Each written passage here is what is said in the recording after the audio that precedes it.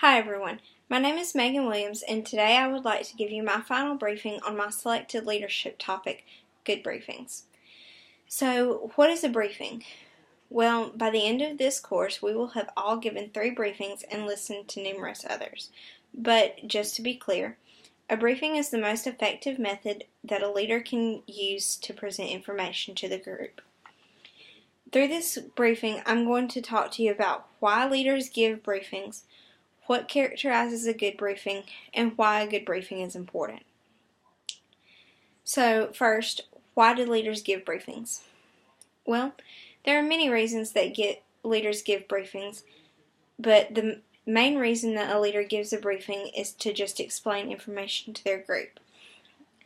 Another reason that a leader might give a briefing is to open up conversation about an issue that group members are having, or to clear up any confusion due to miscommunication within the group. A member could have heard something in passing or maybe not understood something that was said in a previous briefing, so a leader may give another briefing to elaborate on this or to clear up the miscommunication.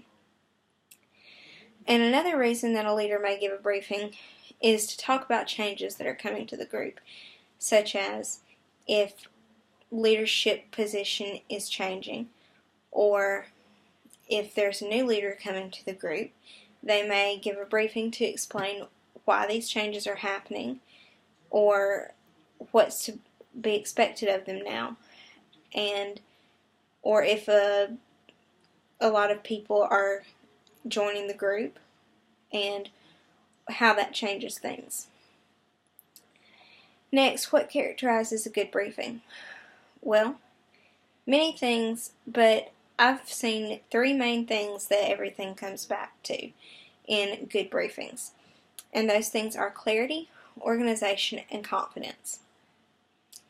Clarity is important in a good briefing because if the leader is not clear vocally or verbally, then people are not going to understand what they're trying to get across. Such as if a leader is very quiet whenever they're trying to give a briefing, then their listeners may just not hear them at all. Or if they have other things going on around them, such as a TV going over there or other people talking over here, then they're not going to be heard. And if they're not clear with their words, such as they use really big words whenever they're talking to a specific group of people, then those people may not understand, because your group shouldn't have to use a dictionary to understand what you're trying to say to them. And people may not understand what changes are coming if the leader isn't clear. They may not understand what their job is now, or what they should expect from the leader, or what's even expected of them. And organization is important because it keeps listeners from getting lost during your briefing. If you have a specific pattern set out for organization, then you're not going to get lost either. Because if you get lost, your listeners will get lost. But it also keeps the flow of the briefing running smoothly, so that if you have this topic first, and then this topic, and then this topic, and you list them all to your listeners, then your briefing is going to run smoothly, and your listeners are not going to get lost. They're going to know when you're talking about a different subject and when you've changed to that subject.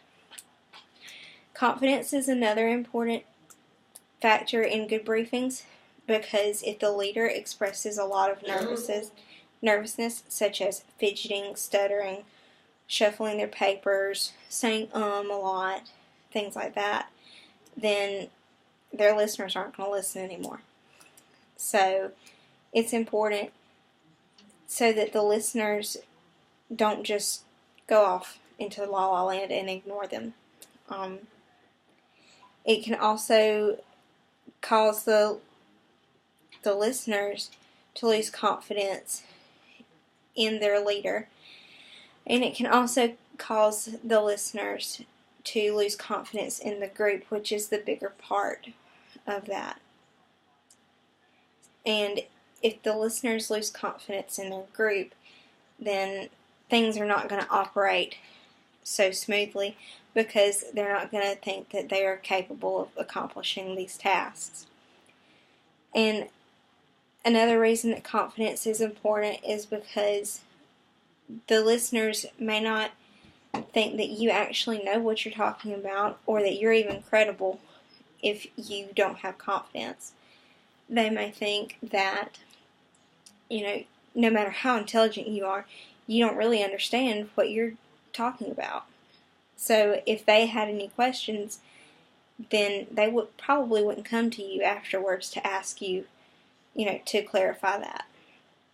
And a leader's lack of confidence in their own ability to give their briefing can cause issues, because during their briefing they may get lost, they may lose their train of thought, they may repeat themselves multiple times, and they might struggle to regain their composure, and they would do things like shuffling through their notes to find their place again. So confidence is very important. And third, why are good briefings important?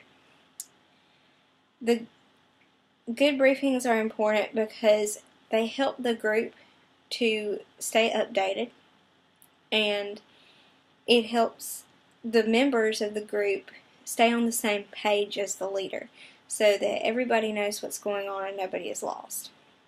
It also clears up confusion, and it helps to prevent miscommunication, because if a leader gives a good briefing, then people are going to understand it.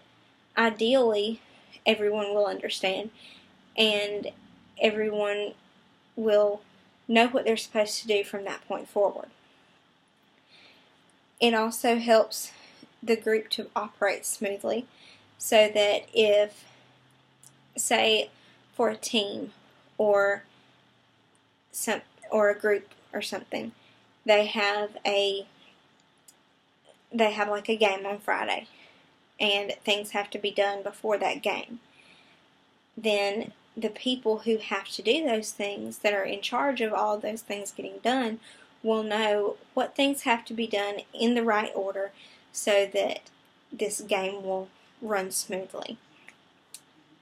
It also promotes conversation between group members and between the leader, because if the group members feel good about their leader, then they'll know that they can approach their leader with any questions that they might have, or they'll know that if they're confused about something, then another member might not be, and another member will probably know what's going on, so they can go to that other member and ask that member, hey, did you understand this? Because I didn't.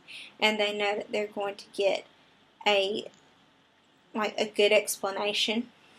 And it also helps to promote relationships between the leader and members, and even within other members, so that you know that this person is somebody that you can count on, somebody that you can listen to, and someone that is not going to give you wrong information, or give you wrong information on purpose. It also encourages the members to talk and to come up with new ideas, and it encourages the leader to listen to those ideas and to give them serious consideration. So, why are briefings important? What are briefings, and what do you have to make them good?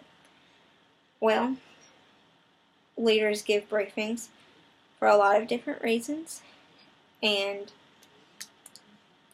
good briefings are characterized by clarity, organization, and confidence. And why are good briefings important? Because it helps the group to operate better.